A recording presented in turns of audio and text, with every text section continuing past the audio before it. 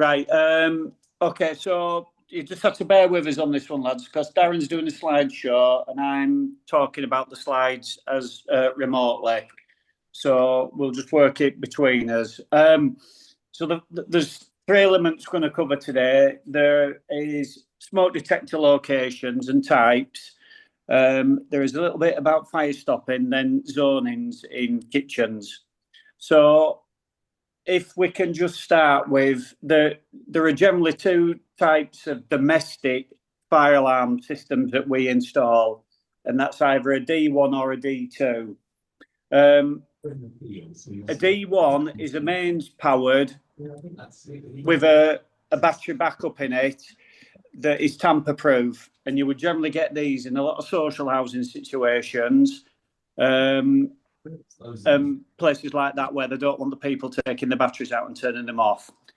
The D2 grade is your bog standard smoke and fire alarm, which is what we tend to fit the majority of, which allows you to take that battery out and replace it when it starts beeping.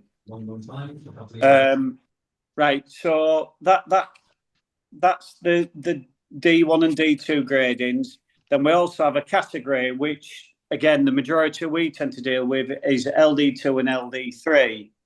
So LD3 is probably the most common, which just covers the escape routes, and it should also cover the kitchen area. But you'll sometimes find with the spec builders that we work with that they don't sometimes put that in that kitchen. We bring that to their attention most of the time, and it's their choice. We don't do the design. But the one that's becoming more common now is LD2.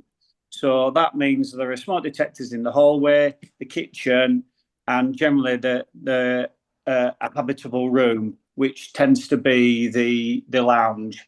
So that's where it's going. That's more commonly been done now. But again, if you're not sure about anything on the drawings that we give you, you just need to ring up and ask in the office. Okay. We now need to talk about smoke detector positions. Now, this picture quite clearly shows that upstairs on the hallway, on the landings, we need to be positioned that smoke detector within 3 meters of a bedroom door.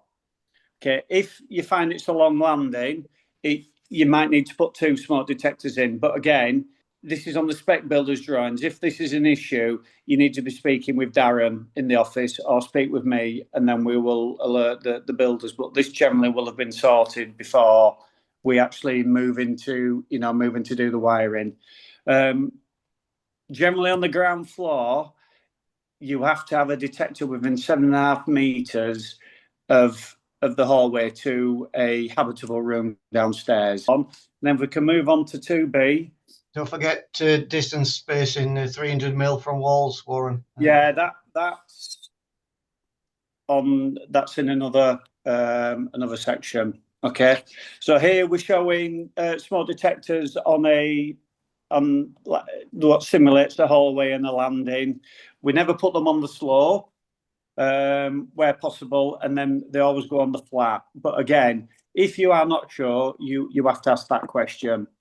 Don't just because it shows it on the drawing, it doesn't always necessarily mean that's the right place to put it. Right, moving on to, I think you move on to 3A, Darren. Yeah, do you just want to have a look at the slide it's on at the moment, 2C? Right. That's a slightly different spacing for a heat detector in the kitchen. Okay, so that's showing 5.3 meters away from a wall then? Correct, yeah. Yeah. So instead of being 7.5 and what have you, it's a slightly lesser distance. Right, okay. So with that in mind as well then, so we know where they should be positioned in relation to rooms and how many we install. Mm-hmm. But the next one then is obviously the distance away from any fitting, appliance or a wall. So it's a fairly standard rule, this one, and we all should know it, that we do not install a smoke detector within 300 millimeters of a light fitting, a wall, or a fan or any appliance, even if it's a downlight, we don't install the detector within 300 mil of it. Now, if you're getting some spec builders drawings that have dimensions on them, and it says that the detector, it's showing a dimension of 300 mil distance apart, I think the common sense approach now is you move that detector even further away, because we can't have, even if it's 5 millimetre within that zone, the NHBC will pull you. So a safe measurement will be 400 to 450 mil away. Yeah. You know, some of the lads are even now doing it 600 mil away. Then there's absolutely there's no chance of getting it wrong. If you have a situation where up on the top floor landing of a 3-story house, there isn't room to get everything in, this needs to be, again, you ask the question of the office, or you get the site agent on the site to say, look, what do you want me to do here? This isn't going to work. Where do you want me to position stuff? And let them make the decision, particularly when it's a spec builder. When I say spec builder, I mean the likes of Avant, Persimmons, Bellway, and stuff like that. It is their decision. Okay? Yep. Where are we on to now, Darren? Okay. So now this is the CO detectors. Yeah. So again, we also have to install CO2 detectors. They generally go in an area where you've got a boiler or a gas cooking appliance. Again, these need to be installed 300 mil away from any fittings on the ceiling. Supposed to be not positioned near doorways. But we also have to install them within no closer than 1 metre, but not further away than 3 metres. Does all that make sense? Does anyone can respond to that? Let me know that they've heard what I've said. Yeah, that's fine. Yeah. Right. Okay. So we don't put any regardless of what your drawings say. If it's something that doesn't look right, just because it says it on the drawing, you have to ask that question, because what's happening now is we're being held accountable for things like this. Okay. Yeah. Sorry to butt in one. The classic one is with the CO detectors is in where they've got the boiler, let's say under the stairs, and the spec builders show the CO in the same room. Obviously, you can't space it between 1 and 3 meters in such a small room, so they don't know that it shouldn't be in there. You have to actually put the CO just outside the door, in the hallway, for instance. Yeah, that's right. But again, if you're not sure, just ask the question. Okay. There is also a page here that's just showing that rooms without an appliance, and they're asking for a CO2 detector, wall mount at the breathing height. Well, I suppose that depends on how tall you are. Normally bed head height in bedrooms, but we haven't got to the stage yet where we're starting to fit CO2 detectors in every room. Okay. Right. Can we move on to the next one, Darren? Yeah, number 4. These are Right. putty pads or so this is now becoming more common, lads, where we have to start fitting these in the back of boxes. We generally do this at first fix stage, so the inspector, when they come in, they can see that this pad has been fitted. Now this one is a little bit less messy than the putty pads, because the putty pads also have an acoustic element to them as well. But to meet the requirements of fire safety, fire barrier, we can fit these intermittent gaskets. Now, we generally, unless you're told differently, we only fit these where we're coming into a 3-story house, and it's any wall that backs onto the staircase that has a switch back to back. Now, the drawing that Darren's showing you now, it shows 2 accessories back to back in the same vertical stud risers. So you would then put the gasket in the side of the bedroom or the lounge or the kitchen. You don't actually put it on the stairwell side. It goes in the habitable room side, the room that they're trying to protect. and all that does it's enhancing the plasterboard. So there's a 30-minute protection time. So the plasterboard is rated at 30 minutes if there's a fire. But the fact we've cut 2 switch boxes in, that means then that the fire can pass straight through into the hallway. So we need to put that gasket in. But this is only on a 3-story house, and only if the switches are back to back. The only other occasion where you would put them in is if you have 2 switches on one side that are within 150 mil of each other. And that's got something to do with the size of the hole that's been cut in the wall. So again, if you're not sure, you just ask the question. Okay? Yeah. Any questions on that?